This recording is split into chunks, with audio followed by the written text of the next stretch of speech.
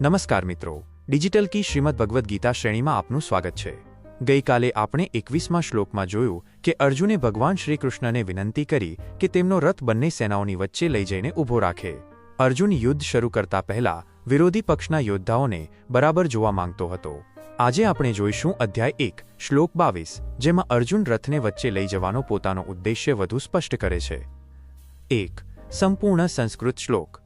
यावदेतान् निरीक्षेऽहं योद्धुकामानवस्थितान् कैर्मया सह योद्धव्यमस्मिन् रणसमुद्यमे 22। 2 સરળ ગુજરાતી અર્થ।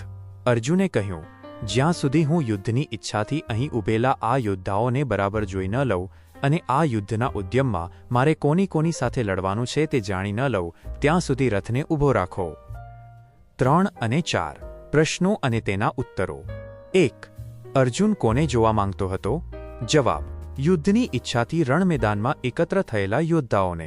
2 યોદ્ધુકામાન શબ્દનો અર્થ શું થાય?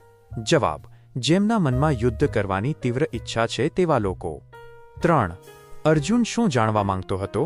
જવાબ, કે આ રણસંગ્રામમાં તેણે કોની સાથે યુદ્ધ કરવાનું છે।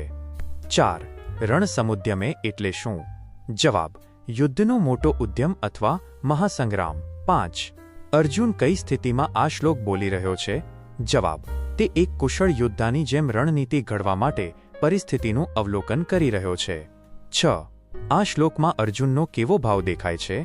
જવાબ, સાવચેતી, સજાગતા અને યુદ્ધ માટેની મક્કમતા। 7 નિરીક્ષે શબ્દનો અર્થ શું છે? જવાબ, ખૂબ જ ઝીણવટપૂર્વક અવલોકન કરવું અથવા જોવું। 8 અર્જુને કોને આ આદેશ આપ્યો? જવાબ, પોતાના સારથી ભગવાન શ્રી કૃષ્ણને। 9 શું અર્જુન શત્રુઓથી ડરી ગયો હતો?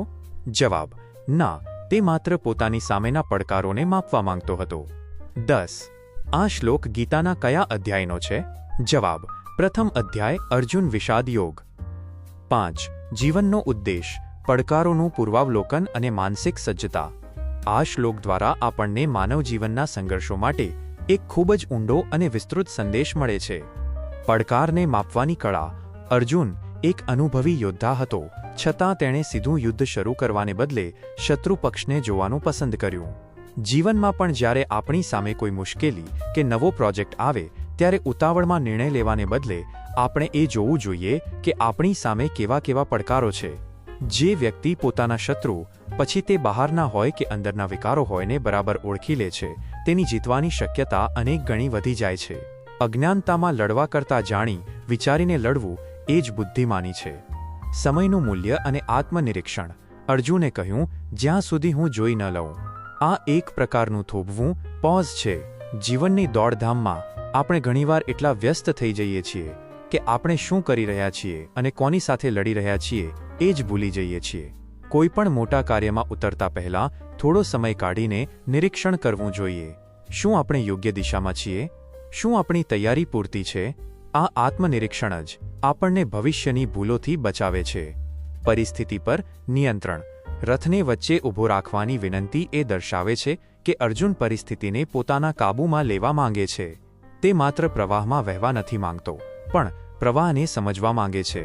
આપણા જીવનનો રથ પણ જ્યારે અશાંતિ કે મૂંઝવણની વચ્ચે હોય ત્યારે આપણે પરમાત્માને પ્રાર્થના કરવી જોઈએ કે હે પ્રભુ, મારા મનને થોડી ક્ષણ માટે સ્થિર કરો, જેથી હું પરિસ્થિતિને સાચી રીતે જોઈ શકું। નિષ્કર્ષ, સફળતા મેળવવા માટે ઉતાવળ ન કરો। તમારા વિરોધીઓ, તમારા પડકારો અને તમારી પોતાની ક્ષમતાને બરાબર ઓળખો। એકાગ્રતાથી કરેલું નિરીક્ષણ જ શ્રેષ્ઠ રણનીતિનો પાયો છે। મિત્રો, આજના 22મા શ્લોકમાં આપણે જોયું કે અર્જુન કેવી રીતે યુદ્ધના મેદાનમાં શત્રુઓને પારખવાની કોશિશ કરે છે। તે એક સાચા યોદ્ધાની જેમ હકીકતનો સામનો કરવા તૈયાર છે। હવે પછીના શ્લોકોમાં આપણે જોઈશું કે અર્જુન કૌરવ પક્ષમાં કોને જુએ છે અને તે જોઈને તેના મનની સ્થિતિ કેવી બદલાય છે। ડિજિટલ કી સાથે જોડાયેલા રહો। આવતીકાલે ફરી મળીશું રાત્રે 8 વાગ્યે। જય શ્રી કૃષ્ણ।